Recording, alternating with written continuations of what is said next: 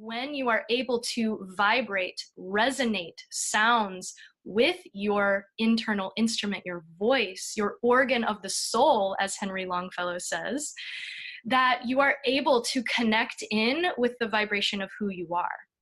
And so it's a powerful tool for self-realization and self-expression. Hello, everyone, and welcome to the Being Inspired radio show. My name is Amanda Johnson, and today I have another phenomenal guest here with me in the studio. You don't see her how I see her, but it looks like she just walked in from a Disney movie. She is gorgeous. Sitting here, the light that is within her is just pouring out through her, and I get to see this in her. Of course, you can too if you go find her after this episode. But today I have a beautiful being who in the world is shining her light, using her voice to share her gifts with others. And I'm really excited to share her with each of you. My guest today is Rush Dorsett. Rush is a voice empowerment coach. She helps people to unlock their voice's full potential and express themselves authentically.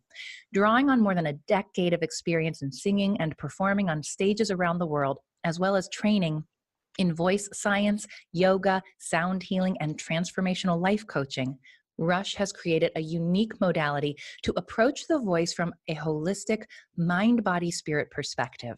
Her mission is to help people feel freedom and confidence in their voice so that they can make the impact in the world that they are born to make.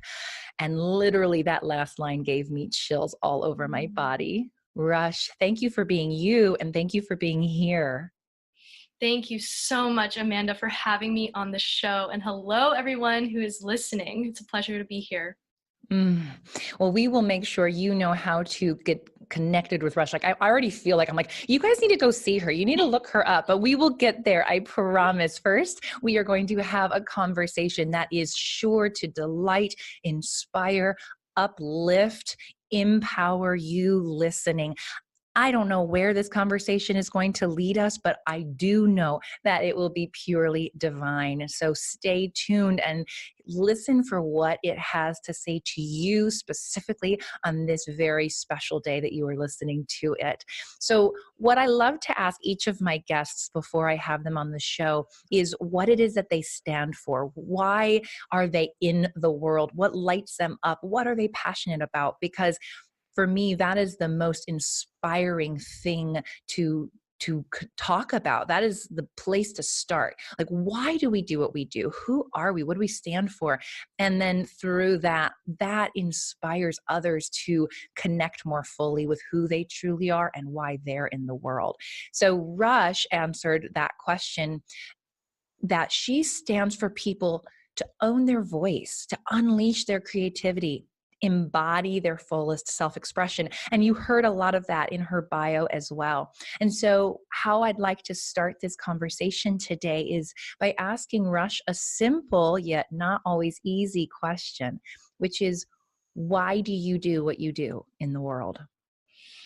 I love that question. And so if I'm going to be completely honest with myself and with everybody listening, the reason why I do what I do, the reason why I stand for people to own their voice is that I believe that it is a birthright for everyone to share themselves in the world, for everyone to be the brightest light they can possibly be. And so, I feel very strongly that I'm called to this work, that this work really found me.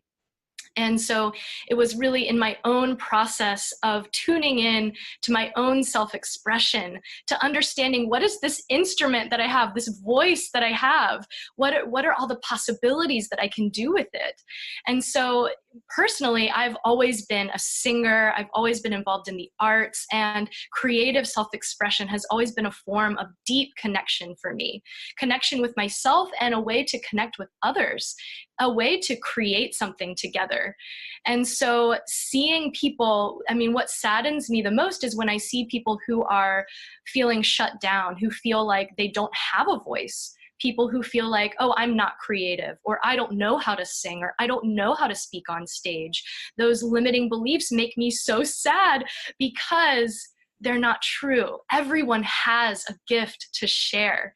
And so this is what I deeply stand for, is to allow people, to give permission for people to really shine in their brightest light. Oh, I love that so much, Rush. That we have a birthright to share our stories, our gifts, that we have that to use our voice. I love, of course, that there's the very real experience of that, the true expression of you being a singer and a voice coach, and the more, so there's a literal meaning of using our voices, that we have the voice, and then the more figurative expression of it, that we have a voice to speak our truth, to share our gifts. And I love all of that so much. And if you don't mind, I'm going to go a little deeper and ask why. It's almost like the why for your why. That's such a powerful reason for what you do in the world, to empower others to use that voice because it's their birthright. Do you have any inclination as to why that is your calling? So something in your life or where you come from that perhaps imprinted you to have this calling in the first place? Yes. Oh, great question. So yes, I'll just get really personal. So in my upbringing, and there wasn't a specific moment where I was told to be silent or told that I wasn't enough, but somehow in my upbringing, I absorbed these beliefs from society, from just my surroundings. I formed the belief somewhere along the way that I wasn't enough, that my voice didn't matter, and that I couldn't fully be myself, that I had to kind of break myself into fragments for specific contexts. So, for example, in a certain social circle, I had to be this Rush, and then in another social circle, I had to be this Rush. And I wasn't safe to be my fullest expression of myself and to let every part of me shine. I never felt fully integrated. And that was deeply painful for me to realize that I wasn't being fully authentic. And so it wasn't until I really, I got to college and I started really thinking about, what do I want to do with my life? What's my purpose? What do I want to study? Who am I? All of this came up for me very strongly, of facing this, of how do I actually find who I am? How do I express myself in the way that I'm meant to be expressed in this one life that I have, this one life, and I want to live it fully. And I was sure that other people felt similarly, that there's this desperate want, this drive to be fully expressed, that it was hard to even put into words.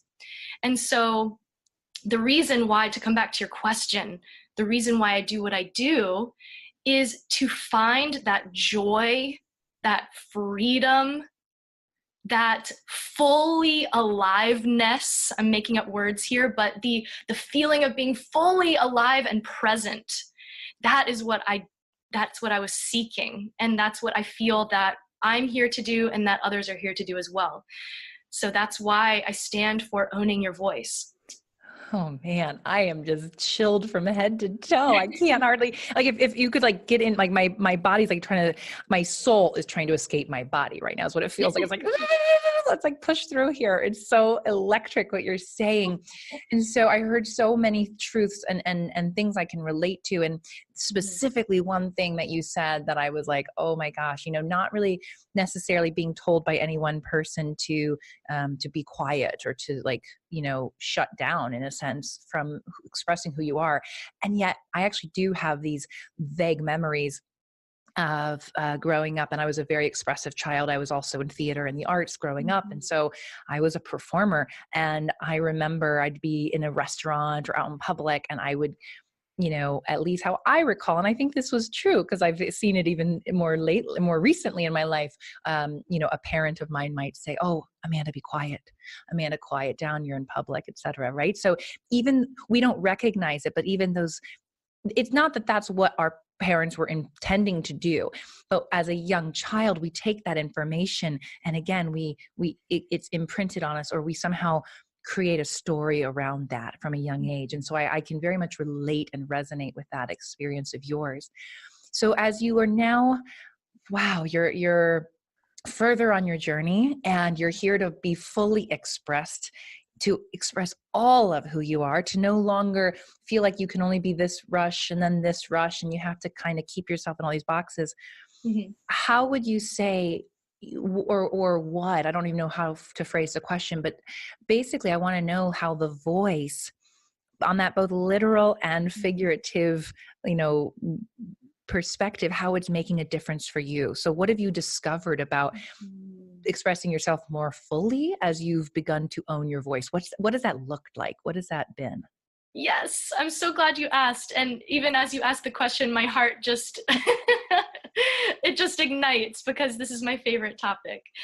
So yes, the idea of self-expression and the connection to the voice. So what I realized in that time when I was really doing a lot of exploration, of course I'm still doing exploration, but I realized, oh, I love to sing. Why do I love to sing? What does that have to do with my life's purpose? What does that have to do with who I am and how I'm showing up in the world? Like, does it have anything to do with something beyond the aesthetic, the aesthetic of the voice of a performance? Is there something deeper here? And so I started to explore that theme. And what I realized, I started taking notes that whenever I sang and practiced music, that afterwards I noticed that I felt more open. I felt more open to connect with people. I felt happier, more joyful. I said, oh, that's interesting, huh? And so then I started my journey of yoga and meditation and some of that deep work. And I recognized that there are a lot of overlaps between the two modalities of singing and yoga. And in fact, it goes back a long ways, all the way back to Nada yoga, really early forms of yoga that incorporate sound and mantra and singing as a form of yoga. And so then I realized that, and many people have realized this, of course, that singing is a form of self-realization. That actually, when you are able to vibrate, resonate sounds with your internal instrument, your voice, your organ of the soul, as Henry Longfellow says, that you are able to connect in with the vibration of who you are. And so these ancient mantras that one can use, they actually create an energetic blueprint within our body, within our nervous system. It helps to actually clear emotional blocks. It clears and focuses the mind. Mantra actually means mind protector, mantra, mind protector. And so by chanting a mantra, you're actually focusing the mind and you're helping your mind to dissipate any distractions. And so that's the power of sound. It works very quickly through us. I mean, we are mostly water and bones, and both of those things resonate vibration. And so the power of actually using your voice to vibrate within your body has a very strong physiological effect, and it's been studied. And fortunately, there are a lot of studies coming out these days about the power of vocalization, vocal toning, different practices. So that's one aspect of the voice, and the reason why it's a powerful tool for self-realization and self-expression, because it helps you to get in touch with your true nature. And it helps you get focused within on that. So that's one aspect. Another aspect of the voice is that it's a creative tool. It's the way that we relate to others. And so when you are open in your voice physically, then you can also be open emotionally and mentally. It's all interconnected. And so that's the reason why, singing a song or sharing a speech on stage, that really has the power to connect with people, to move people.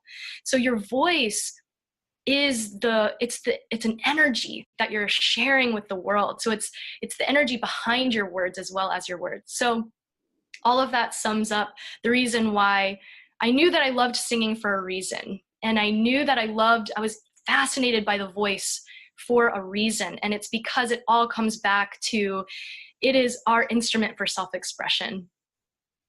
Wow. I have to admit, I am literally so captivated by what you're saying. And I am like completely sinking into it and feeling your excitement. It is contagious to hear it, that I'm nearly getting lost. I mean, as in, I have no idea what to ask you next. Like that was so brilliant. We're not done. Don't worry. We're gonna get to more. But those listening, I'm curious if you've had a similar experience just now, where I was like completely present. I was so fully present in your response because you were holding me with such. Your energy was so full of light in that moment that I couldn't do anything but listen. And I like, even if I had like made a note of an idea, it was gone by the next sentence. So thank you for sharing all of that. Wow. Of course. Thank you for being present with me and receiving. So brilliant. It's probably I would say it may be the most difficult thing of my quote unquote job here as the interviewer, is at times I want to get lost in what you're saying. And so I let myself do that, as I did just now. It's so beautiful. And you said so much of wonderful things. I mean, the idea that our voice, the resonance, the mantras, I've been having more experience with that myself recently, experiencing more mantra, experiencing that resonance in our body. And I love how by opening that, so there's this self-realization portion and then the self-expression, right? So we go inward and then we go outward with what we have realized, with what we have opened unto, and now we can express it into the world. I love that the voice is that thing that does create. So we put into the world that which we desire by speaking it, by saying it. And I mean, people will start with our thoughts, right? Thoughts become things. Well, guess what? We verbalize them, right? We give voice to them in the world. So talk a little bit more about that, will you, in terms of either your own life, maybe what you've seen in other lives, this idea of really giving life to our life through our voice, or creating through our voice. Oh, I love that question so much. I'm loving all your questions. Oh, where to begin? So in most ancient scriptures from around the world, most creation stories have something to do with a word spoken to form the world. You know, the Bible says, in the beginning was the word. Ancient scriptures from India and Hindu culture talk about Avalokiteshvara and the beginning of the world coming from a dream, and then that dream being then spoken into the world to manifest and be created. And so the reason why I share this is because ancient lineages have acknowledged the power of the word to create. And so when it comes to the present day, we can apply this in our lives. So one can actually tune in to their energy, through a practice of breathing, of singing, of any kind of mind-body work, and tap into that feeling of, what do I want to create today? What is it that I actually want to bring into the world? And it really starts out with an energy first, that emotional state that you desire to experience. Is that peace? Is that love? Is that joy? Is that abundance? And so bringing yourself into that state, and you can do that through the practice of using your voice as well, through the singing and the chanting. And so once you're in that space, you can then declare it powerfully out into the world. And so that's the beautiful, I'm really glad that you mentioned the internal and the external and that interconnection between the two, because a lot of people, and this is something I feel really called to say and make a distinction around, is that, there's a buzzword happening these days of, share my truth, like express my truth. That's kind of a buzz phrase that's happening. And I feel that we haven't all connected into what exactly does that mean? Does that mean that I can just share whatever comes to my mind all of a sudden and, actually hurt somebody potentially? Like, what does it actually mean to express your truth? And so to me personally, what it means, and this is I think it invites someone to actually look really deeply within to what is that truth. So rather than just saying the first thing that comes to mind, let's actually take a moment and pause and tune into ourselves, tune into the heart, tune into the body's wisdom, and come into our authentic selves, come into our divine selves. And something that I believe is that all of us are innately loving, innately peaceful. And so, it's actually an illusion to be in fear or to be in doubt or hatred. Those are illusions, things of the world that we've picked up. And so when we actually are able to release those and come into our true selves and actually embody the vibration of that experience, the vibration of our true selves of love, of joy, of peacefulness, and declare it into the world, that's when we can create it. And so that's why I'm really excited that you're hosting this show, that you've created a platform for people to share what lights them up, because it's the power of sharing these messages that we can actually inspire, evoke thoughts, experiences in someone else. And and light the world up with this inspiration, right? So that's the power of communicating from a place of authentic truth, of inspiration.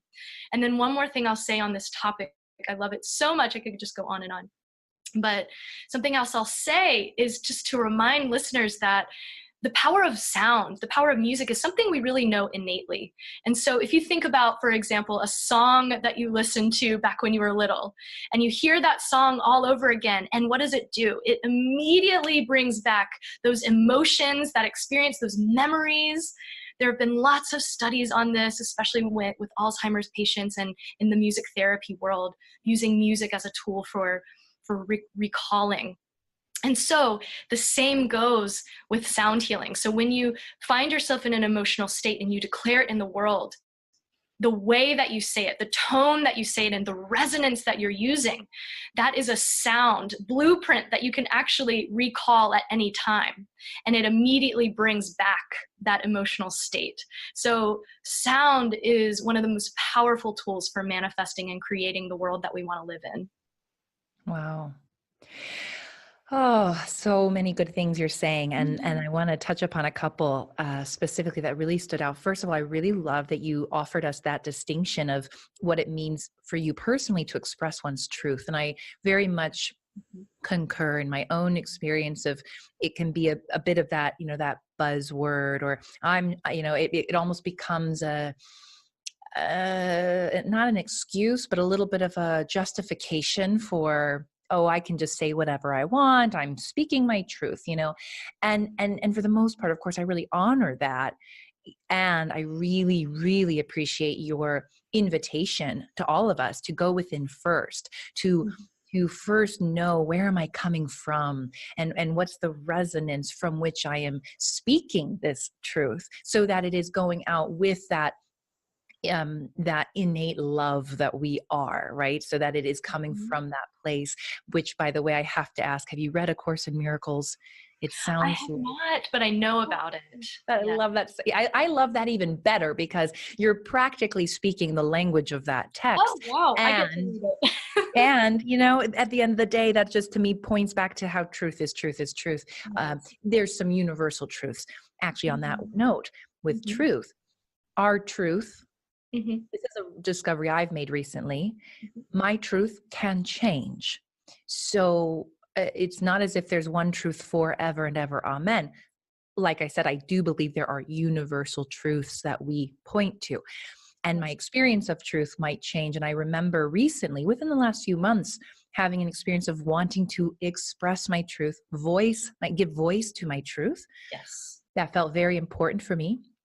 And even though I did that, and then my truth, quote unquote, changed, meaning what I spoke later, I felt differently about. Now, I want to say that because I do, and I'm curious what your thoughts are. And then I have that other thing I'll mention, but I'm curious what your thoughts are on this. We can express our truth. We can speak our truth. We can come from a heart-centered, loving place and do that. And trust that if our just because we do that, it's okay that our truth changes. Am I making sense right now? You're making sense completely. And yes, so truth is it's a dynamic thing, right? And so what I love about the practice, because it is a practice of, it's a commitment to listen in and speak from a place of integrity and alignment with what's actually authentically coming up for me in this moment. It's a presence to that.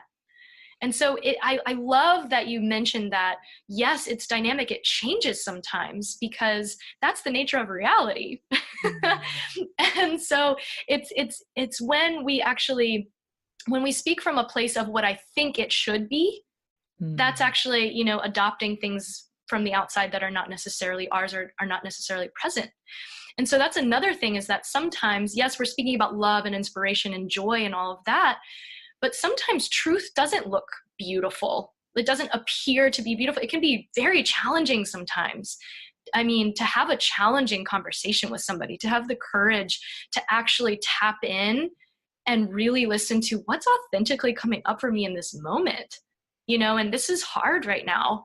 And yet this is what's real. And so I'm going to express it, but knowing that it's not coming from a place of blame. It's not coming from a place of guilt or shame. It's still coming from that intention of love, the intention of, let's clear this. Let's be in integrity with this. Let's connect and find a solution. So that, I feel, is very important to understand about this authentic communication that we're all sharing. And then, of course, it might change later on. I love, okay, so the other thing I was going to ask you about was authenticity and being authentic. So thank you for, you took my first question, my first attempt at understanding truth, right, in this moment. And yes, because it is, what is true for me in this moment? And then can I come forward fully, authentically from that place and express it from a space of love, from an intention of love, whether or not what I am saying is, I love you. I could be saying, I'm really angry with you right now, but I'm coming from a place of love. Okay, so let's keep going down the authenticity and being authentic, because you talked about that at the beginning. You've used the word a lot throughout. So what else do you want to share about what that means to you? What does that look like to you? How can we be more authentic? Yes. Oh, great question. All right. So this is perfect because you are an artist yourself, you're actress. And so I want to share with everyone that this analogy of the performing arts that I think everyone can relate to. So when you think of, say, a performance that you saw, or, a singer on stage, an actress, an actor, what was compelling about that performance? If you can break it down, it's actually that you can feel when that person is sharing something from a place that they are completely present, from a place of presence, from a place of authenticity, of deep connection with what they're saying. And so you can also think about performances that you might have seen that are not compelling. Maybe they fell flat, or maybe you just didn't believe it. Like you couldn't become engrossed in it, and you weren't enthralled in it, right? There was some reason for that. The audience is very smart and very intuitive, and they can sense right away, even if it's on a subconscious level. They don't even have to know why they're not quite liking the performance, but it usually has to do with the fact that the performer is not completely present, or is not completely connected in that moment. And so authenticity comes from that place of presence. And so that's where connection is created. That's where vulnerability is created. So there's another wonderful acting example of, say, there's a skit happening on stage, you're watching the performance, and then there's a mistake made where somebody accidentally drops a pin on the ground when that wasn't supposed to happen. What would be weird is if the actors completely ignored it and then continued with the skit as if it didn't happen. That would not be acknowledging what just happened, right? What would actually be true to the moment would be to acknowledge that the pin dropped and pick it up and continue with the play. Yeah. So that's just an example of, let's just acknowledge what's here and now, and let's not make it wrong. let's actually invite it into the space, and that creates trust. That creates connection. So that's, yeah, that example just came to mind, and I hope that resonates. Oh, so much, so much. And I'm, yes, as a former actor, I mean, I say former because I'm not actively doing it, though it's still a part of who I am. And that's so true. All those times where, it's the more, novice actors who ignore it, right? And why? Because of shame, embarrassment. Well, if I acknowledge it, that means I've made a mistake. I can't do that. So just like in life, we don't acknowledge the present moment out of shame, fear, embarrassment. What would people think? Oh my gosh, did they notice? Did they see me? We're in that, we do the same thing. And Rush, I'm so appreciative to you right now because you've offered me a way of understanding why I connect with certain guests on this show more than others. And I don't think I would have ever been able to articulate it in a way as you did just now, which is when, and I'm sure I am a part of this, of course, equally, sometimes it's easier to see or notice in another than it is in ourselves. But when my guest is fully present, like you have been today. That's why I have been so captivated and engrossed in your quote unquote performance. And what I love is actually you are doing the antithesis of performing because you're being fully present and authentic, but as if I were watching a performance, and that's the same thing. So when I'm with a guest or sharing space with another human being who is fully present, you're right. I feel that. I can tell there's a difference. There is a deeper connection.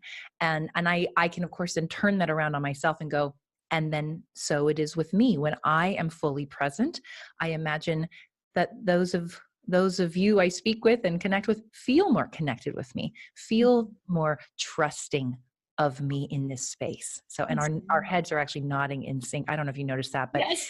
the audience couldn't see it, but we were literally nodding our heads at the exact same time. That was amazing. Beautiful synchrony. I love it.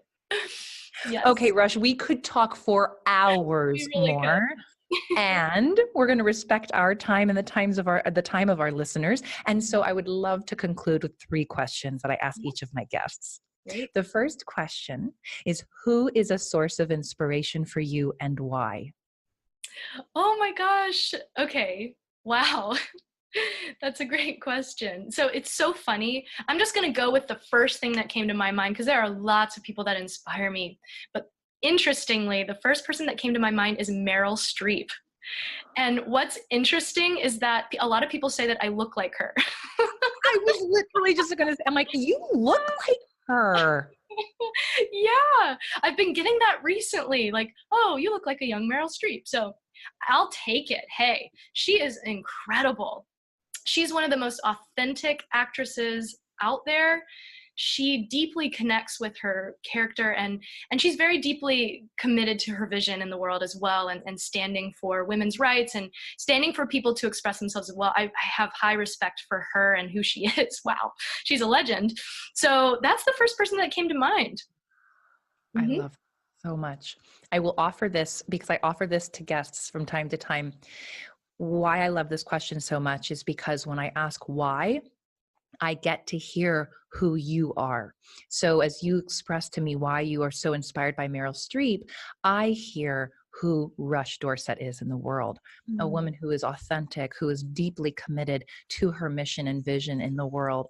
And the reason I know that is because you wouldn't see it in her if it wasn't in you. Wow, I just got chills. Thank you. Yeah. Second question. And that's exactly what I'm looking for. First response. Like you're doing that. You're already like getting an A+. All right, here we go. What place or activity most inspires you right now? Immediately, I know it's the North Carolina mountains. Oh, that is my spot. That's where I grew up going, over the summer. And I really just being in nature, being in those Blue Ridge Mountains, there's something ancient and wise about those mountains. And it's just, I feel deeply rooted. I feel deeply connected to myself when I'm there. All right. I'm taking notes right now. Mountains coming up lately. Even Yes. just today for me. So I'm paying attention. I'm paying attention to that. Mhm. Mm. Third question. What is a favorite book that has inspired you on your journey? Ooh, my goodness. Okay. First one that came to mind is a book called Change Your Aura, Change Your Life. And so it's one that my mentor recommended to me, and it is changing my life, truly. Yeah, it's written by Barbara Martin and Dimitri Moriadis. And what it's about is it's about the aura. It's about this energetic field that we all have around us. And when I was growing up and I never really knew much about it. I'd heard the word, oh, aura, but that's for clairvoyance, or that's maybe not real, or I just didn't know what to think about it because I couldn't see them myself. But this book just breaks it down in such a logical way about what exactly is the aura. And it's so supported by science coming out today. Of course, we all have electromagnetic fields around us. And yeah, so the way that this book actually maps out what is an aura and how does it influence you? And how can you activate it using specific meditations to access parts of yourself that you want to, bring out more. Mm. So I use it every single morning. I've been using this meditation practice to connect in with the divine love that I want to embody and experience every day. Wow. So great. I haven't heard Mhm. that book yet. So I always love Mhm. hearing new book titles.